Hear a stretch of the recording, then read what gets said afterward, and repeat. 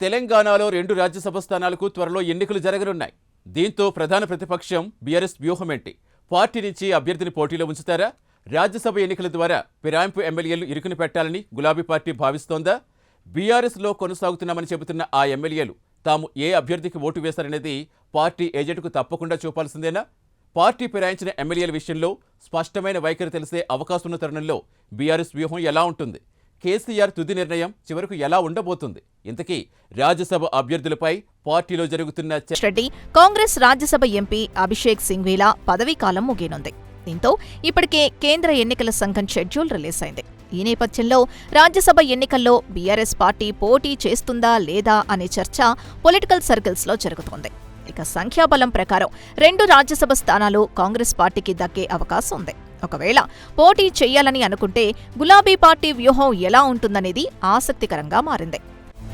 ప్రస్తుతం తెలంగాణ అసెంబ్లీలో ఉన్న సంఖ్యాబలం ప్రకారం ఒక్కో రాజ్యసభ సీటుకు 41 మంది ఎమ్మెల్యేల ఓట్లు కావాలి. అయితే బీజేపీకి చెందిన 8 మంది ఎమ్మెల్యేలు ఓటింగ్కు దూరంగా ఉంటాయి.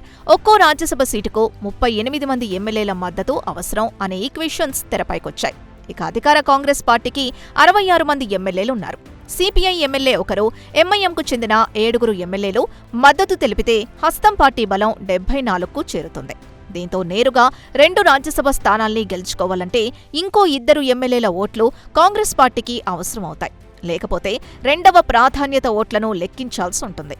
ఒకవేళ రాజ్యసభ ఎన్నికలు జరిగితే బీఆర్ఎస్ నుంచి గెలిచి కాంగ్రెస్ పార్టీలో చేరిన 10 మంది ఎమ్మెల్యేలు కాంగ్రెస్ అభ్యర్థులకు సెకండ్ ప్రియారిటీ ఓటు వేస్తారా అనే దానిపై సస్పెన్స్ నెలకొంది. బీఆర్ఎస్ పార్టీ అసెంబ్లీ ఎన్నికల్లో 39 స్థానాల్ని గెలిచింది. 2 ఎమ్మెల్యేలు మరణించారు. ఉప ఎన్నికల్లో 2 స్థానాల్లో కాంగ్రెస్ గెలిచింది. ఆ తర్వాత 10 మంది ఎమ్మెల్యేలు బీఆర్ఎస్ నుంచి కాంగ్రెస్ పార్టీలో చేరారు.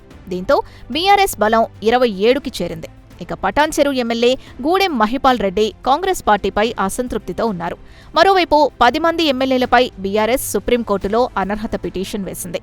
స్పీకర్ విచారణ చేపట్టి 7 ఎమ్మెల్యేలకు క్లీన్ చిట్ ఇచ్చారు. మరో 3 ఎమ్మెల్యేలపై తన నిర్ణయాన్ని ప్రకటించాల్సింది. దీంతో పార్టీ మారిన ఎమ్మెల్యేలను ఇరుకును పెట్టే విధంగా రాజ్యసభ ఎన్నికల్లో బీఆర్ఎస్ తమ అభ్యర్థిని పోటీలో పెట్టే అవకాశం లేకపోలేదని సమాచారం. ఇక రాజ్యసభ ఎన్నికల్లో బీఆర్ఎస్ తమ అభ్యర్థిని బరిలోకి దింపితే పార్టీ తరపున విప్ జారీ చేయాల్సి ఉంటుంది. కానీ ఒకవేళ విప్ను ధిక్కరించినా ఆ ఎమ్మెల్యేపై వేటు పడే అవకాశం లేదు. కానీ పార్టీ తరపున రాజ్యసభ ఎన్నికల పోలింగ్ ఏజెంట్కు చూపించి ఎమ్మెల్యేలు తమ ఓటు వేయాల్సి ఉంటుంది. దీంతో పార్టీ మారిన ఎమ్మెల్యేలు ఎవరికి ఓటు వేశారో గులాబీ పార్టీ తెలుసుకునే అవకాశం ఉంటుంది. ఎమ్మెల్యేలపై వేటు వేయాలని డిమాండ్ చేస్తున్న బీఆర్ఎస్ ఈ అంశాన్ని న్యాయస్థానంలో వాడుకోవచ్చని భావిస్తోంది. ఇక విప్ జారీ చేస్తారు. కానీ పార్టీ మారిన ఎమ్మెల్యేలు రాజ్యసభ ఎన్నికల ఓటింగ్లో పాల్గొనాల్సి ఉంటుంది. రాజ్యసభ ఎన్నికకు రాజకీయ పార్టీ విప్ వర్తిస్తుంది. ఇదే సమయంలో ఎమ్మెల్యేలు తాము ఏ అభ్యర్థికి ఓటు వేశారనేందుకు చూపించి మరీ ఓటు వేయడం తప్పనిసరి అని అంటున్నారు. అయితే ఎవరికి ఓటు వేసినా పార్టీ తరపు ఏజెంట్కు చూపిస్తేనే ఆ ఓటు చెల్లుబాటవుతుందని చెబుతున్నారు.